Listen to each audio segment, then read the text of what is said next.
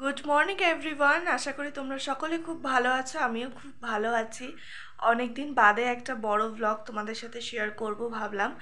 তো এখন বাজে হচ্ছে প্রায় সকাল 9:30 মতো। ভোরবেলা 4:30টার সময় ঘুম ভেঙে গেছিলো, তারপরে আর ঘুমই আসতে চাইছিল না। তো অনেকক্ষণ বাদে ঘুম এসেছে আর উঠতে দেরি হয়ে গেছে, 9টা বেজে গেছিলো ঘুম থেকে উঠতে।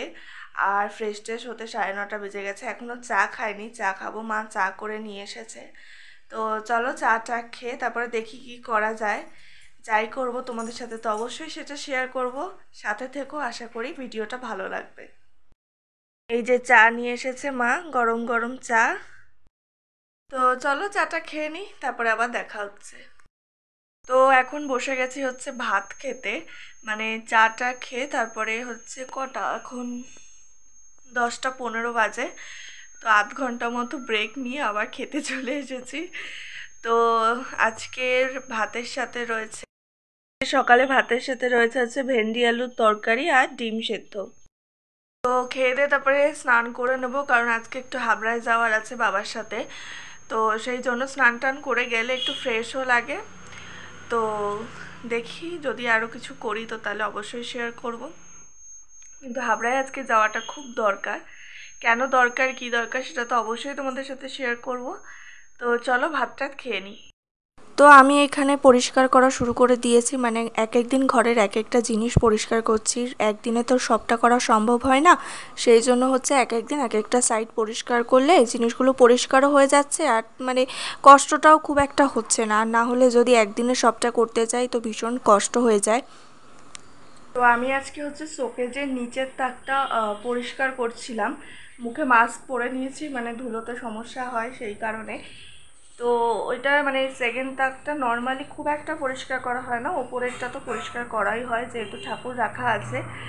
তো ওটা পরিষ্কার করতে গিয়ে আমি একটা অনেক পুরনো জিনিস পেয়েছি। আমার মনে হয় এইরকম জিনিস অনেকের বাড়িতেই রয়েছে। সেটা হলো একটা ফোনের মানে ফোন নাম্বার টুকে রাখার ডায়েরি। এটা অনেক আগে, দেখতেই পাচ্ছ 2006 সাল লেখা। এটা প্রচুর পুরনো একটা ডায়েরি। তখন তো ফোনের চল ছিল না যে সবার ঘরে ঘরে ফোন থাকবে, এরকম ব্যাপার তো ছিল না। ওই জন্য হচ্ছে ফোন নাম্বার ডায়েরিতে লিখে রেখে দিত, তারপরে যার বাড়িতে ফোন আছে বা পিসিওটিতে গিয়ে ফোন করতে হতো। এখনও অনেকের বাড়িতেই ফোনের নাম্বার লেখার জন্য ডায়েরি থাকে, বাট এই ডায়েরিটা আমাদের অনেক পুরনো। মানে এমন অনেক লোকের নাম্বার রয়েছে যারা হয়তো নেই বা তাদের সাথে কোনো কারণে যোগাযোগ নেই। তো ভাবলাম তোমাদের সাথে এটা শেয়ার করি। তো এগুলো আমি এখন পরিষ্কার করছি।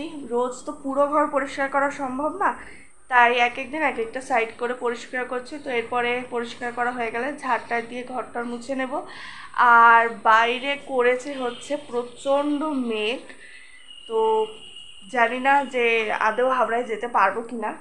তো যদি যাই তাহলে তো অবশ্যই শেয়ার করবো, তো সাথে দেখো। তো জিনিসপত্র সমস্ত কিছু গোছগাছ করে মানে ঝাড়া পোছা করে আর কি, তারপরে আমি ভালো করে ঘরগুলো ঝাড়ু দিয়ে নিলাম। ঝাড়ু দেওয়ার পরে ঘরটা মুছছিলাম। আর আমাদের যেহেতু একদম রাস্তার পাশেই ঘর, সেহেতু রোজ ঝাড়ু দেওয়া রোজ মোছা হলেও না, তোমরা যদি কখনো ঘরে আসো মনে হবে যেন অনেক দিন ঘরটা ঝাড় দেওয়া হয় না বা মোছা হয় না।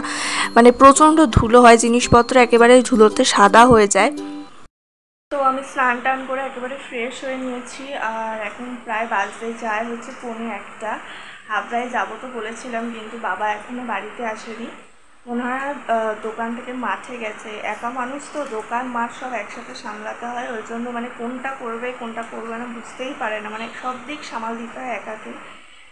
তো আর একটা কারণ হচ্ছে বাইরে পড়ছে বৃষ্টি, মানে নিম্নচাপ যেহেতু সেহেতু বৃষ্টি আবার শুরু হয়ে গেছে।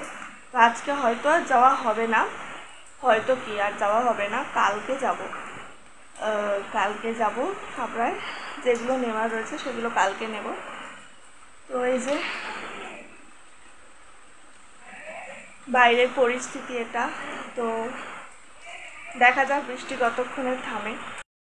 যাবো না বলছিলাম হাবড়াতে, কিন্তু বৃষ্টিও থেমে গেছে আর বাবাও চলে এসেছে, তাই ভাবলাম যাই, গিয়েই আসি হাবড়ায়। আর দিদি যে লিপস্টিকটা আমাকে দিয়েছিল সেটা আমি দিয়েছি ঠোঁটে আজকে। তো চলো বেরিয়ে পড়ি। তো আমি আর বাবা বেরিয়ে পড়েছি হাবড়ায় যাওয়ার জন্য। আর বৃষ্টিতে রাস্তাঘাট ভীষণ পিছল হয়ে গেছে, তোমরা কিন্তু খুব সাবধানে চলাফেরা করো। হাবড়াতে গিয়ে প্রথমে একটা কেক শপে গেছিলাম, একটা কেক নেওয়ার ছিল। কী কারণে কেকটা নিয়েছি সেটা তো অবশ্যই তোমাদের সাথে শেয়ার করব, কিন্তু তোমাদের মাথায় যদি কিছু আসে তো আমাকে অবশ্যই কমেন্টে জানিও। বাড়ি এসে ফ্রেশ হয়ে প্রথমেই খেতে বসে গেছিলাম, কারণ অনেকটা লেট হয়ে গেছিলো।